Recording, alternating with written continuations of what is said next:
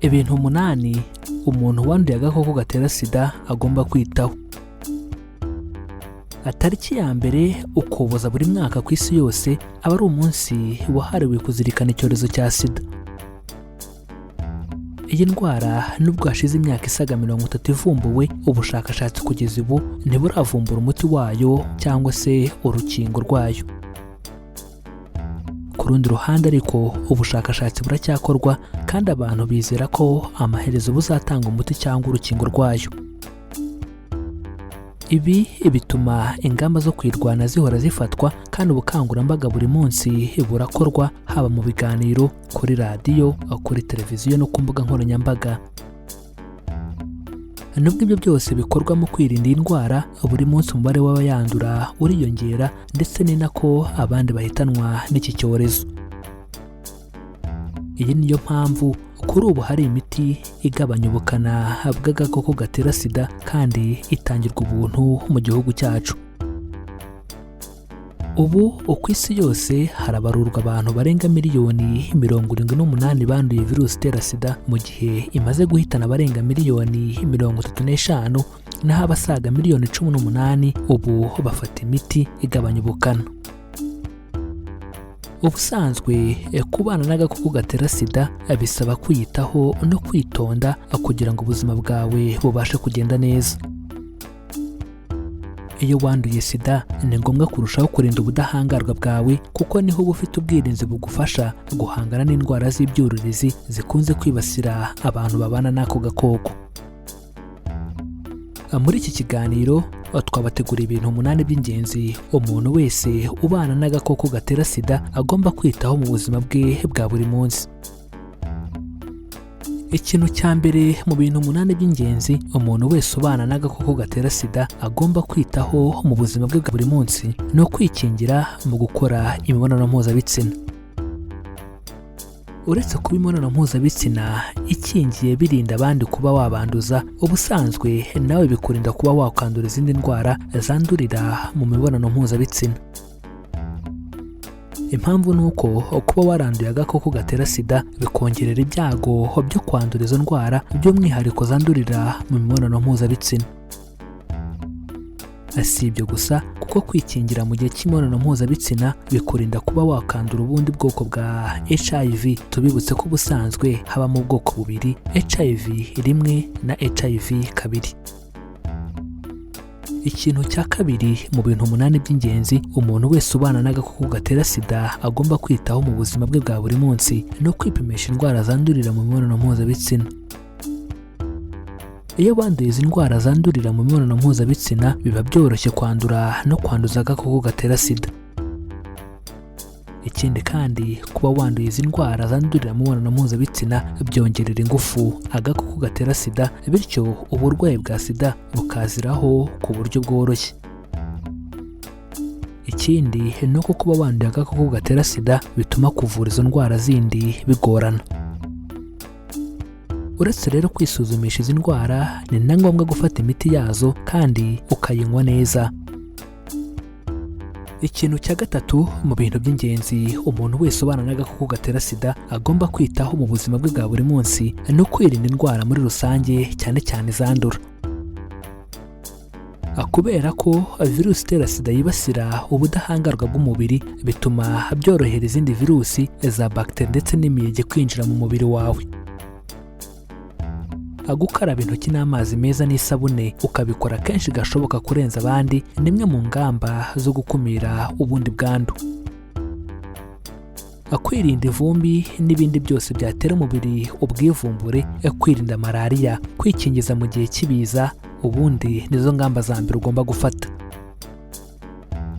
Ikintu cya 4 mu bintu 8 by'ingenzi umuntu wese ubana n'agakoko gatera sida agomba kwitaho mu buzima bwe bwa buri munsi ni ukunywa imiti uko byagenwe.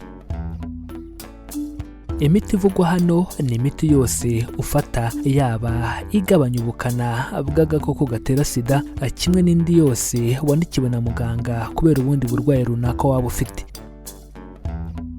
Kutarangiza imiti yose, gusimbuka umunsi cyangwa kuyinywa uyivanga n'ibitavangwa nayo, nyabuneka byongerera mikorobe ingufu bigatuma udakira neza. ku rundi ruhande kandi ushobora no kudakira neza ndetse n'indwara yagaruka ikagarukana ubukana bukomeye cyane. Ikintu cya gatanu mu bintu 8 by'ingenzi umuntu wese ubana n'agakoko gatera sida agomba kwitaho mu buzima bwe bwa buri munsi no kwirinda inzoga n'ibiyobyabwenge. Igihe cyose watangiye gufata imiti igabanya ubukana bw'agakoko gatera sida, guhera uwo munsi usabwa guca ukubiri no kunywa inzoga n'ibindi biyobyabwenge byose. Nubwo kuri benshi bigora guhagarika burundu inzoga, ariko biba byiza kugabanya inshuro wayinywaga n'umubare w'izo wanywaga. Mizero Media irabibutsa ko kunywa inzoga nyinshi kandi kenshi urwaye bikongerera kwiheba no kwigunga mu gihe cy'uburwayi. Kubyirinda byongerera umubiri wawe ubudahangarwa kandi bikakurinda kuba wakwibagirwa kunywa imiti y'uwo munsi nko mu gihe wasinze. Ikintu cya gatandatu mu bintu 8 by'ingenzi umuntu wese ubana n'agakoko gatera sida agomba kwitaho mu buzima bwe bwa buri munsi ni uguhagarika kunywa itabi. Ubusanzwe kunywa inzoga birashoboka ko wazigabanya, ariko itabi ryo biragoye, bityo usabwa kurigendera kure cyane ndetse ukanirinda umwotsi waryo. Kureka itabi bituma wumva ubayeho neza kandi bikakurinda izindi ndwara ziterwa no kunywa itabi zirimo kanseri n'indwara zinyuranye z'umutima. Ikintu cya 7 mu bintu 8 by'ingenzi umuntu wese ubana n'agakoko gatera sida agomba kwitaho mu buzima bwe bwa buri munsi no kwiha amahoro muri we. Akenshi nyuma yo kumenya ko wanduye usanga abenshi batangira guhangayika no kubura amahoro, ndetse bagira ibyago n'umuryango barimo ukabatererana bikaba bibi kurushaho. Ibi byongera ibyago byo kurwara sida kuko kudatuza bitera umubiri gucika intege, kandi binatuma uburibwe buzamuka ndetse n'indwara z'ibyuririzi zikaziraho.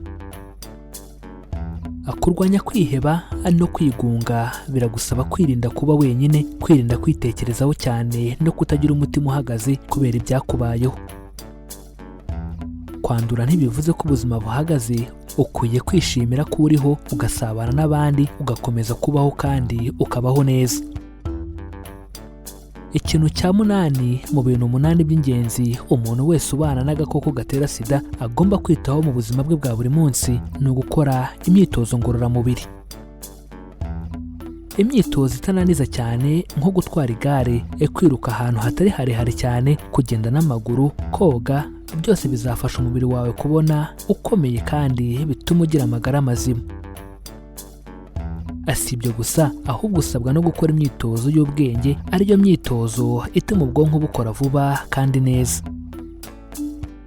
Ubusanzwe iyo mikino idasaba ingufu burya isaba gutekereza, harimo ikinirwa muri telefone, gukina dame, sheke, igisoro, amakarita n'indi mikino yose y'ubwenge.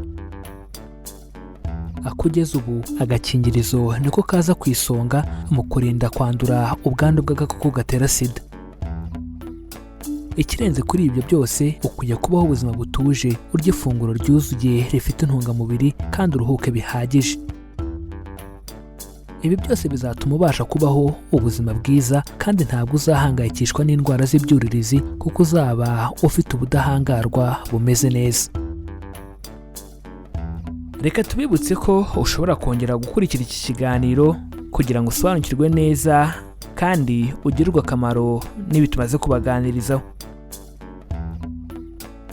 Reka tubibutse ko dukora ibi biganiro tugamije guhugurana no gusangizanya ubumenyi ku ndwara abantu turwara, imiti ivura ubwoko bwose bw'indwara ndetse n'ibiribwa bikungahaye ku ntungamubiri zifitiye akamaro umubiri wacu.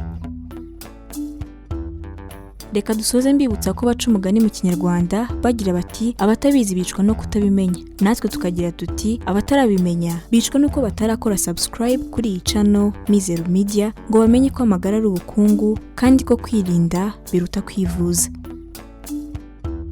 Niba utarabikora nyabuneka kanda subscribe kandi ukande kuri iyo nzogera byegeranye kuko nibwo buryo bwonyine rukumbi buzagufasha kubona ibindi biganiro tubategurira. Ikindi kandi wadusanga no ku mbuga nkoranyambaga zacu zose, Facebook, Instagram ndetse na Twitter, ujya hashakirwa ugashakisha Mizero Media ubundi ukadukurikira.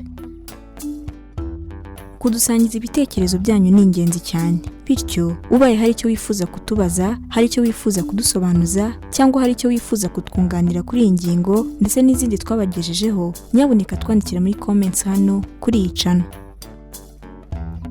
Mu gihe wakunze ikiganiro twabagejejeho, kanda like, ubundi ntiwihererane ubu butumwa, ukore share, ubisangize inshuti n'abavandimwe bawe kugira ngo nabo basobanukirwe uburyo bwo kubungabunga amagara yabo. Iki ni ikiganiro Amagara n'Ubukungu. Ikiganiro mutegurirwa na Mizero Media, ni ikiganiro mukurikira buri wa kabiri, ku wa kane ndetse no ku wa gatandatu. Amahoro y'Imana abane namwe kandi tubifurije kwirinda mbere yo kwivuza.